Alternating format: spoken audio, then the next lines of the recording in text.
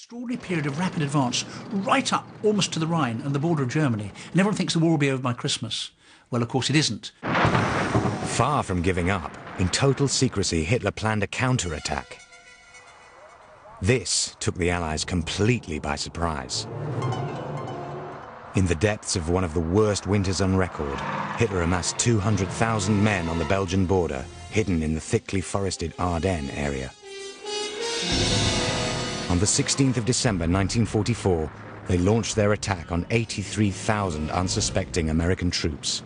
What became known as the Battle of the Bulge was Hitler's last desperate attempt to avert defeat. If anyone has said the Germans are going to assemble 250,000 men and 1,000 tanks for a surprise offensive in the West, people said they're mad. And yet that's exactly what Hitler does.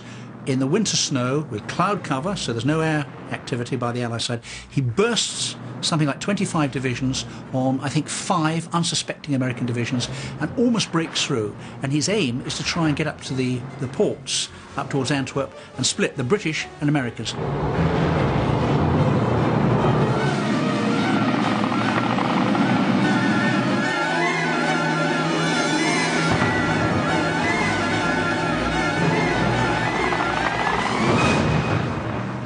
The Germans took 25,000 prisoners. American troops heard that the Nazis were shooting and torturing captives. One of the Allied soldiers was Curtis Whiteway. I carefully crawled up to the scouts as they pointed ahead in the trees.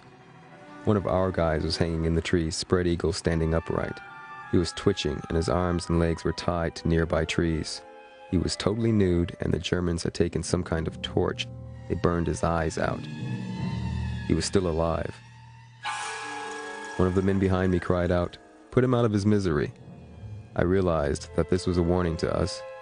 Don't come any further into Germany, or this will happen to you.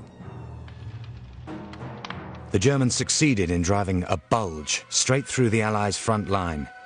A counter-offensive was launched. General Eisenhower, in command of the European operations, put the American General Bradley and Britain's Montgomery in charge of beating back the Germans. Eisenhower stands back and he says to Montgomery, you handle all the armies, including the American armies, to the north. And he said to Bradley in the south, you handle all the American armies in the south. And Eisenhower's coolness and ability to delegate down to these two heavyweights, and these two are heavyweights, actually is what crushes the German offensive, that and lack of fuel.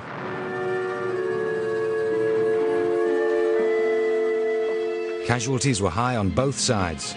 Nearly 100,000 Germans and 80,000 Americans were killed, missing or injured.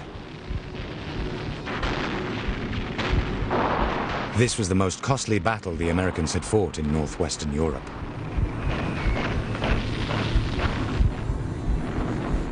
By mid-January 1945, the Germans had been forced to withdraw from the Ardennes completely.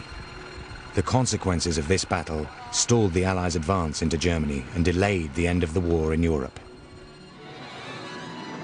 Part of the shock of the Ardennes offensive is not just the psychological shock of being attacked by an enemy you think is defeated, but it's also the heavy casualties and the logistic build-up for the push into Germany for 1945 is completely disrupted. American confidence had been severely bruised by that experience. After January 1945, they were determined to move very cautiously.